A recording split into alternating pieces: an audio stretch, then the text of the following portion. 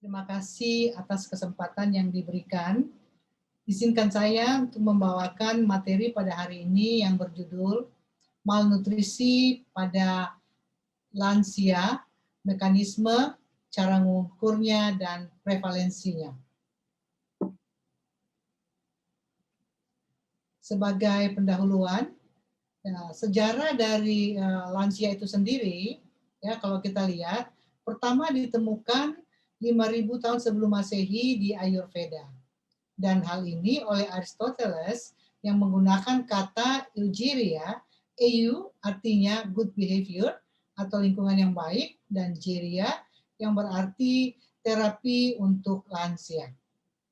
Nah, hal ini ya pertama kemudian ada satu rumah sakit modern yang pertama dibuat oleh Dr. Lazar Lazarevic pada tahun 1881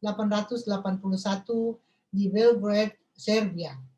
Dan di sini pertama kali digunakan pula terminologi geriatrik ya yang diperkenalkan pada tahun 1909 oleh Dr. Ignaz Leo Nasser, yaitu yang disebut sebagai Father of Geriatrics.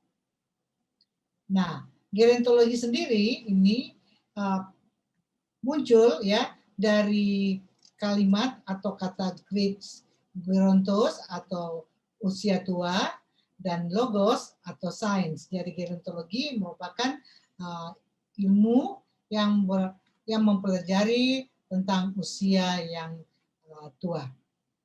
Nah, kalau kita lihat definisi dari elderly sendiri merupakan tahapan akhir dari kehidupan di mana manusia ya yang masuk pada tahapan ini secara spesifik ditandai dengan penurunan dari kemampuan tubuh untuk bergerak yang disebabkan oleh perubahan atau menurunnya fungsi dari organ-organ tubuh. Ya, menurut WHO, ya jadi penuaan ini orang tua ini dibagi atas 3 grup, yaitu elderly atau ini lansia muda berumur 60 sampai 75 tahun, yang lansia sendiri umur 76 sampai 90 tahun, dan yang sangat tua ini berusia lebih dari 90 tahun. Nah, teori aging sendiri ada 2 yang berkaitan dengan radikal bebas, dan yaitu adanya akumulasi dari radikal bebas yang dapat menyebabkan kerusakan dari DNA, protein, lipid, non-enzymatic glycation, dan protein turnover. Kerusakan pada tingkat seluler ini mengakibatkan penurunan daripada fungsi jaringan dan organ. Teori dari telomer. Teori telomer ini berkaitan dengan ya kehilangan dari telomer, yang mana telomer ini merupakan DNA sequence yang berlokasi pada ujung kromosom dan berfungsi untuk mencegah pemendekan dari kromosom pada saat replikasi DNA. Jadi makin pendek telomernya, orang akan cepat kelihatan menjadi tua. Prevalensi ini orang tua yang berusia lebih dari 60 tahun ini meningkat disebabkan oleh karena peningkatan lama hidupnya, life expectancy, dan menurunnya angka kelahiran. Jadi makin lama hidup seseorang, ya, ini maka jumlah orang-orang tua ini akan semakin meningkat. Nah, jumlah secara keseluruhan di Indonesia, yang Indonesia ini menduduki tempat kelima di dunia. Cukup banyak ya orang tua di Indonesia ini yang mempunyai masalah dalam hal ini yang secara umum, yaitu terjadinya penurunan fungsi kognitif dan fisiknya, dan terjadi juga sangat sensitif atau susceptible terhadap penyakit. Dan 2 hal ini merupakan masalah umum yang ditemukan pada orang tua. Nah, kalau kita lihat di sini, ini prevalensi dari orang tua, ya ternyata di dunia ini secara global ditemukan 8,5% ya orang yang berusia 65 tahun. 8% dari 8,5 tadi ini ya kita temukan juga di daerah-daerah yang ya negara-negara maju. Ini menurut WHO. Jadi ini ya data yang ditampilkan oleh WHO. Nah, sebaliknya di Indonesia kalau kita lihat ya grafik yang ada ini mulai dari 2010 ini terjadi kenaikan jumlah lansia di mana 2015 menjadi 9 terus naik ya sekarang ini menjadi 10,7 pada tahun 2025 nanti akan menjadi 12,5 dan diprediksi pada tahun 2045 itu akan menjadi 19,9%. Jadi ini data dari BPJS tahun 2020. Jadi penduduk lansia pada tahun 2045 diproyeksikan mencapai hampir 1/5 dari total penduduk Indonesia. Ya, tidak bisa dibayangkan berapa jumlah yang lansia nanti di Indonesia ini. Nah, dari jumlah tersebut sekitar 26,82 juta nih lansia yang ada. Laki-laki itu terdiri dari 47,71% dan perempuan 52,29%. Sedangkan kita lihat dari gambar ini, ya lebih banyak yang ditemukan di daerah perkotaan ya daripada daerah pedesaan. Dan jika dikategorikan dari 3 kategori tadi, maka lansia muda itu sekitar 64,29%, lansia madya itu 27,2%, dan lansia tua yang lebih dari 80% itu sekitar 8,4%. Jadi jumlah lansia ini luar biasa tingginya nanti pada tahun 2045. Sekarang saja sudah seperti ini. Ya, salah satu hasil penelitian dari Andres dan Tobin itu mengatakan bahwa fungsi organ menurun ya setiap tahun sebesar 1% mulai usia 30 tahun. Jadi kalau kita lihat sekarang kalau usianya adik-adik ini mungkin sudah ada sekitar 30 tahunan ke atas, jadi nanti dihitung setiap tahun akan menurun 1%. Nah, perubahan yang terjadi secara fisiologi pada orang tua ini sebagai kita lihat dalam gambar ya. Penurunan indera perasa ataupun penciuman ini akan berpengaruh terhadap jumlah asupan ataupun variasi makanan yang kita konsumsi. Ya, dan ini akibatnya bisa menurunkan rasa lapar ataupun meningkatkan rasa kenyang ya. Nah, di samping itu akibat penurunan tadi dari rasa dan penciuman mengakibatkan ya pada lambung terjadi perlambatan pengosongan lambung ya di mana terjadi peningkatan dari enzim CCK dan menurunnya autonomic nervous system. Nah, di samping itu pula kita temukan dalam sirkulasi kita akibat dari pengosongan lambung tadi akan terjadi peningkatan glukosa, peningkatan dari free fatty acid, peningkatan insulin maupun peningkatan glukagon yang mempengaruhi opioid dalam hal ini NPY di otak. Nah, semua ini juga menyebabkan penurunan rasa lapar dan meningkatkan rasa satiasinya tadi, ya, rasa kenyangnya tadi. Nah, perubahan-perubahan inilah yang menyebabkan lansia ini berisiko untuk terjadinya malnutrisi. Nah, kita bisa lihat bahwa dari gambar ini, ya, poor diet ini baik dalam hal ini makro maupun mikro ini akan berakibat ini dan diakibatkan oleh karena akses terhadap makanannya ya karena kurangnya kemampuan untuk bergerak, ketidakmampuan untuk menyiapkan makanan ya makanan dalam jumlah kecil ataupun ada gangguan secara mental ataupun fungsi fisik. Ini gangguan mood biasanya dan biasanya juga fungsi ya kognisinya menurun dan rasa anoreksianya. Nah, di samping itu orang-orang lansia ini biasanya ini berkaitan dengan status kesehatan, dia digolongkan dengan orang-orang yang mengkonsumsi banyak obat yang dikenal sebagai polifarmasi ataupun ada prosedur operasi, ataupun adanya hilangin nafsu makan atau dehidrasi, ataupun kehilangan gigi ya, ataupun masalah dari mulutnya ya. Adanya infeksi juga akibat dari Helicobacter pylori, adanya diare ataupun yang harus dirawat di rumah sakit.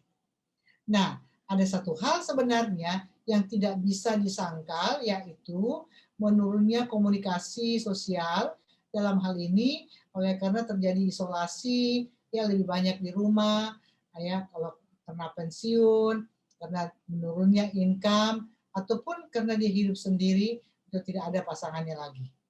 Nah, kesehatan lingkungan dalam hal ini, ya lingkungan yang kebiasaannya juga, ini biasanya ditemukan banyak pada orang-orang yang mengkonsumsi alkohol, ataupun juga orang-orang yang merokok, orang-orang yang kurang berolahraga, ataupun yang mengkonsumsi ya rendah serat, ya yang menyebabkan terjadinya konstipasi.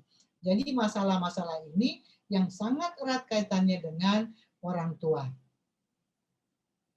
Nah, kalau kita lihat di sini, ya, ini secara biologi molekuler, ternyata di sini adanya deregulasi dari zat gizi ini menyebabkan disfungsi dari mitokondria, yang menyebabkan juga adanya gangguan dari secara seluler, yang akan menyebabkan gangguan atau berubahnya dari komunikasi intraseluler, dan akibatnya menyebabkan inflamasi, menyebabkan pemendekan dari telomer, dan akan menyebabkan perubahan dari epigenetiknya, dan akan menyebabkan kehilangan dari proteolisisnya tadi, proteinnya sendiri, ya, dan sini loss proteostasisnya, dan akan menyebabkan selnya exhaust. Jadi ini suatu lingkaran ya yang terjadi pada lansia yang tidak bisa kita cegah kecuali dengan memperbaiki health behavior dan memperbaiki nutrisinya. Ya, pengukuran pada orang lansia dalam hal ini untuk mengukur status gizi yang biasa kita lakukan di rumah sakit, yaitu kita akan mulai dengan anamnesis. Ya, menanyakan keadaan secara umum, keluhan utamanya, kemudian kita melakukan antropometrik, pengukuran antropometrik dalam hal ini tinggi badannya, berat badannya, tinggi lututnya, ya, tebal lipatan kulit, lingkar lengan atas, serta indeks massa tubuhnya. Kemudian kita minta pemeriksaan biokimia ya dalam laboratorium. Dalam hal ini kita minta pemeriksaan limfosit, albumin, zat besi, transferin, kreatinin, hemoglobin, dan hematokrit. Nah, umum dilakukan untuk orang tua itu dengan pengukuran mini nutritional assessment. Dan ini digunakan untuk screening dan assessment. Dan kemudian kita melakukan pemeriksaan fisik. Ini yang kita lakukan ya secara berturut-turut pada saat kita memeriksa seorang lansia yang datang ke rumah sakit. Ya, nah ini screening ataupun pengukuran yang dianjurkan oleh ESPEN, jadi ESPEN guideline ini dikatakan bahwa pengukuran yang baik itu ya sebaiknya ya ini mempunyai validitas yang tinggi, komplit, dan mempunyai informasi yang cukup. Ya, perbedaan di antara observer ini variasinya kecil, ya ini bisa di high practicability-nya itu tinggi dan tidak berulang. Ya, jadi secara sebagai tambahan katanya intervensi ini harus berdasarkan dari hasil screening, ya. Nah, sekarang ini dari review-review terakhir ini ada beberapa screening tool yang digunakan. Yang pertama dengan menggunakan Determine, di mana kita menceklis ya keluhan-keluhan yang ada. Ini digunakan umumnya untuk komunitas ya masyarakat pada tingkat masyarakat, dan kemudian menggunakan the nutritional form for the elderly atau NUFA ini untuk orang-orang yang menjalani rehabilitasi, kemudian menggunakan short nutritional assessment questionnaire, resident scale atau SNAC-C, dan kemudian menggunakan malnutrition screening tools atau MST ini untuk rumah sakit. Jadi 4 dan 5 ini, MNA ini ya short form versi 1 ini juga digunakan untuk rumah sakit. Hanya determine ini yang digunakan untuk komunitas. Nah, dikatakan dari hasil ini kemampuan dari ketiga tool yang direkomendasikan ini oleh ESPEN, dalam hal ini MST, NRS 2002, dan MNA ini untuk memprediksi outcome ini tidak mencukupi ya untuk orang tua. Ya, ini dikatakan kemungkinan besar sebagai prediktor outcome itu jauh lebih bagus menggunakan umur dibandingkan dengan screening tool. Nah, ada hal lagi satu yang digunakan pada saat ini yaitu GLIM. GLIM ini merupakan Global Leadership in Malnutrition. Ini pada tahun 2019 pertama kali dioperasikan ya, digunakan dengan kriteria untuk mendiagnosis daripada malnutrisi. Ini diagnosis dari GLIM ini ya, ini dilakukan, dikembangkan selama periode 3 tahun ya melalui international leaders dari 4 ya Nutrition Global Society, dalam hal ini ASPEN, ESPEN, Felanpe, dan PENSA. Ya, jadi the GLIM ini ya terdiri dari minimum 1 phenotype dan 1 etiologi kriteria. Ya, dari phenotype kriteria ini berkaitan dengan penurunan berat badan atau rendahnya body mass index atau rendahnya muscle mass. Dan dari kriteria etiologi sendiri ini berkaitan dengan menurunnya intake makanan ya dalam hal ini ataupun adanya inflamasi. Ya, dan inilah yang digunakan pada saat sekarang ini. Ya, jadi bisa dikatakan GLIM diagnostik itu terdiri dari screening ya yang menggunakan screening tool yang sudah divalidasi ya, yang terdiri dari beratnya ya, berat dari penyakit ya yang kita bisa lihat bagaimana kita mendiagnosisnya, dan ketiga hal ini bisa dilihat digunakan untuk ya men-screening dan melakukan assessment ya. Jadi dapat dikatakan bahwa ini dapat diketahui kemungkinan besar penyebab dari malnutrisi, dan ini bisa digunakan sebagai petunjuk untuk melakukan intervensi.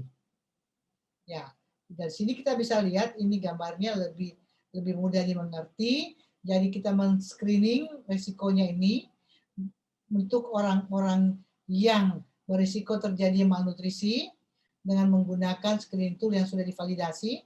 Kemudian kita melakukan assessment untuk mendiagnosisnya. Dalam hal ini terdiri dari fenotipik dan etiologi. Fenotipik sendiri ini terdiri dari ya ini perubahan berat badan yang tidak disengaja ataupun adanya rendahnya body mass index-nya ataupun adanya pengurangan dari massa ototnya. Sedangkan secara etiologi ini berkaitan dengan asupan makanan, artinya adanya penyakit ataupun adanya inflamasi. Ya, untuk diagnosis sendiri ini harus memenuhi kriteria dari malnutrisi. Jadi membutuhkan at least 1 kriteria fenotipik dan 1 penyebab etiologi. Jadi kalau fenotipe tadi ini ada 3, jadi kita katakan dia malnutrisi kalau ada salah satunya dan ada 1 penyebab dari etiologinya. Untuk mengetahui ya beratnya malnutrisi dalam hal ini kita lihat berdasarkan dari fenotipe kriteria. Apakah kita bisa lihat di sini ya kehilangan berat badannya mungkin lebih dari 20%, maka dia akan termasuk dalam severe of malnutrition.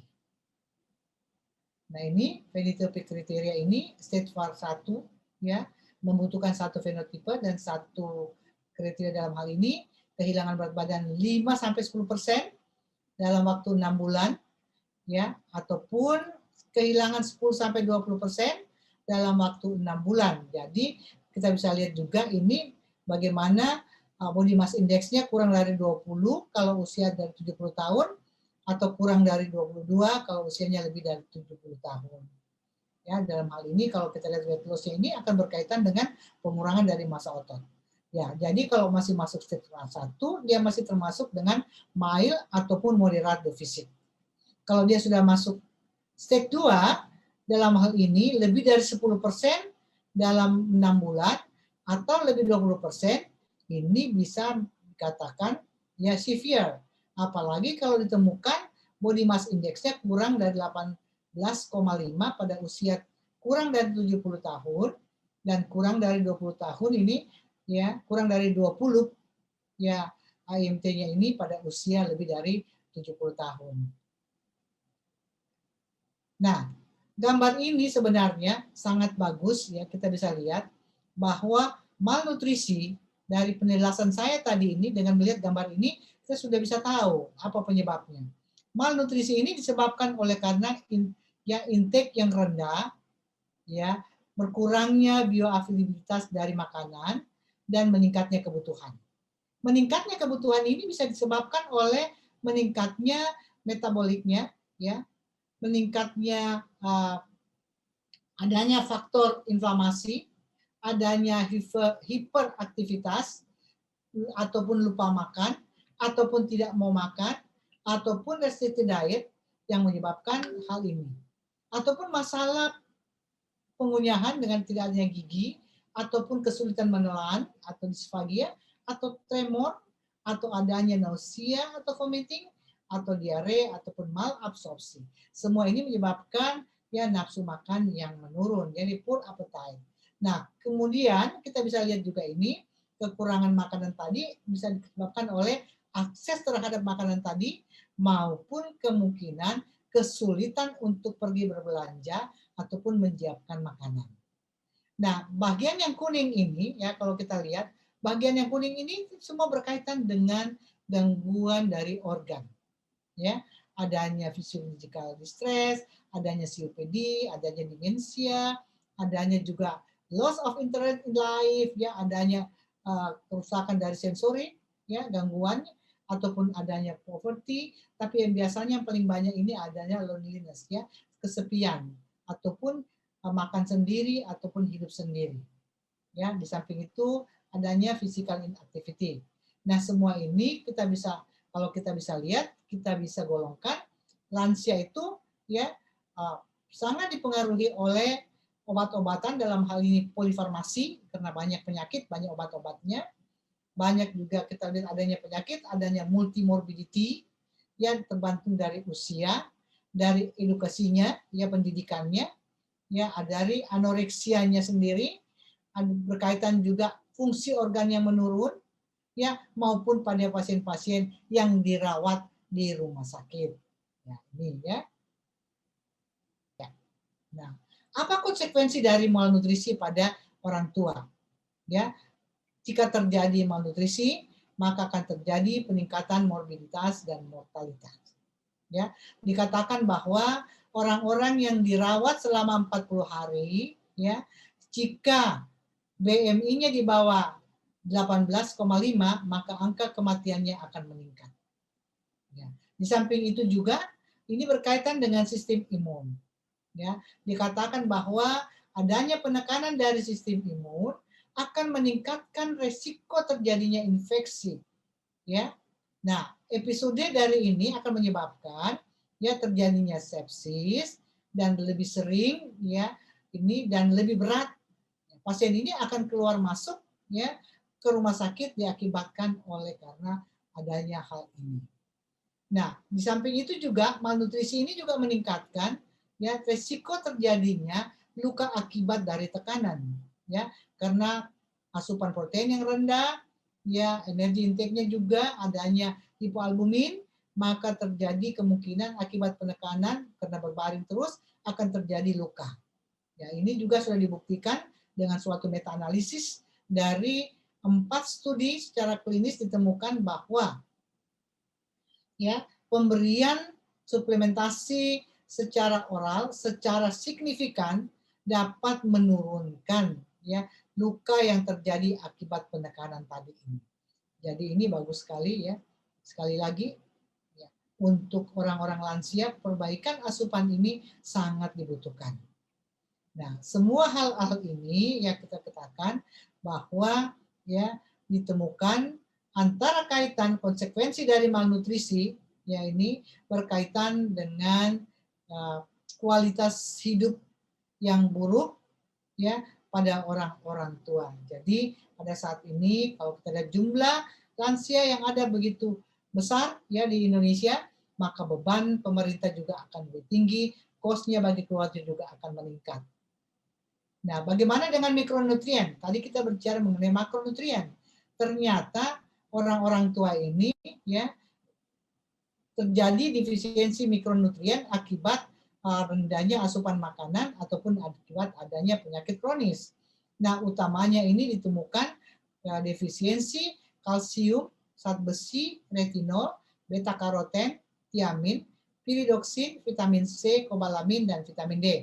Namun yang ada pasien yang dirawat di rumah sakit biasanya lebih banyak terjadi defisiensi tiamin, piridoksin, kobalamin, folat, vitamin C, vitamin E, dan selenium. Jadi kalau bisa kita memberikan asam folat ya lebih banyak pada pasien-pasien yang dirawat di rumah sakit. Jadi dikatakan kombinasi dari kalsium dan vitamin D at least dengan memberikan 700 IU per hari ini akan mengurangi insiden dari patah tulang pada orang-orang tua. Nah, sebagai conclusion, kesimpulan bahwa diagnostik dengan menggunakan GLIM yang terdiri dari screening dan diagnostik